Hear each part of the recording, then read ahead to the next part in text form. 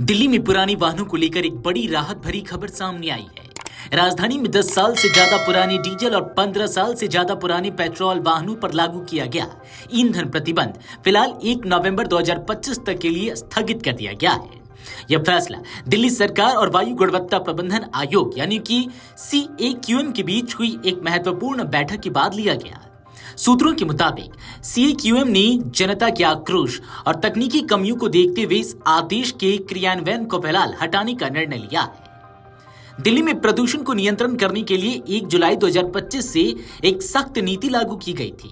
इस नीति के तहत 10 साल पुराने डीजल वाहनों और 15 साल पुराने पेट्रोल वाहनों को राजधानी में ईंधन नहीं देने का आदेश दिया गया था।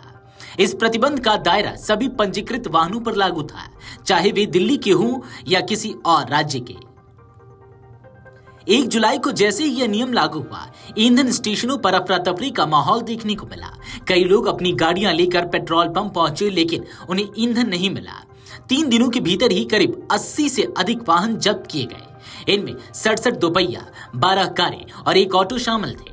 जनता के विरोध और असुविधा को देखते हुए दिल्ली सरकार के पर्यावरण मंत्री मनजिंदर सिंह सिरसा ने CAQM से इस आदेश पर पुनर्विचार करने की अपील की। इस नीति को लागू करने के लिए ईंधन स्टेशनों पर ANPR यानी कि ऑटोमेटिक नंबर प्लेट रीडर कैमरों की व्यवस्था की गई थी। कैमरे वाहनों की नंबर प्लेट पढ़कर केंद्रीय वाहन डेटाबेस से उसकी जानकारी निकालते थे, जैसे रजिस्ट्रेशन डेट, ईंधन का प्रकार और वाहन की उम्र। अगर वाहन की उम्र तय सीमा से अधिक होती तो सिस्टम पेट्रोल पंप कर्मचारियों को अलर्ट भेज देता और ईंधन नहीं देने के निर्देश देता। लेकिन शुरुआत में ही इस तकनीक में कई गड़बड़ियां और फॉल्स पॉजिटिव अलर्ट आने लगे, जिससे निर्दोष वाहन मालिकों को भी परेशानी झेलनी पड़ी। CAQM सूत्रों के मुताबिक अब यह नीति पहले राष्ट्रीय राजधानी क्षेत्र NCR के 5 उच्च वाहन घनत्व वाले जिलों में लागू की जाएगी। ये जिले हैं गुरुग्राम, फरीदाबाद, गौतम बुद्ध नगर, नोएडा, गाजियाबाद, सोनीपत।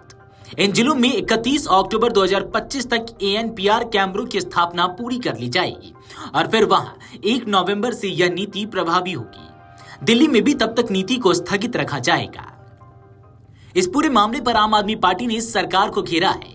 पार्टी ने मांग की है कि दिल्ली की BJP सरकार लोगों की परेशानियों को ध्यान में रखते हुए 1 सप्ताह के भीतर पुराने वाहनों पर स्पष्ट कानून बनाए।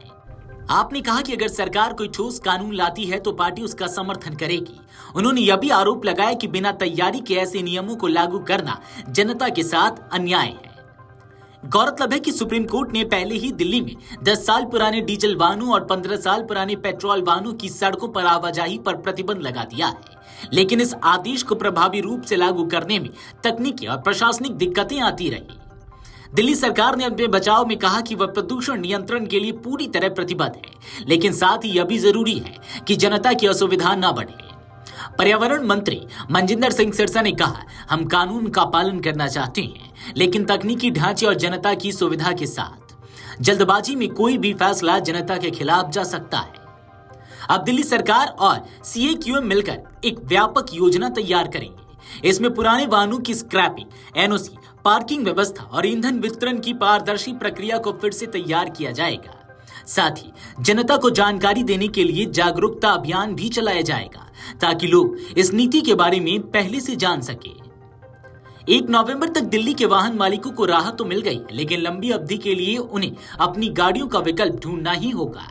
सरकार की यह नीति पर्यावरण की दृष्टि से जरूरी है, लेकिन इसके क्रियान्वयन में तकनीकी दक्षता और जन सहयोग की अहम भूमिका है। Video desk amarujala.com। अगर आप ये वीडियो YouTube पर देख रहे हैं तो हमारे चैनल को सब्सक्राइब कर बेल आइकन दबाएं और Facebook पर देख रहे हैं तो हमारे पेज को लाइक करें।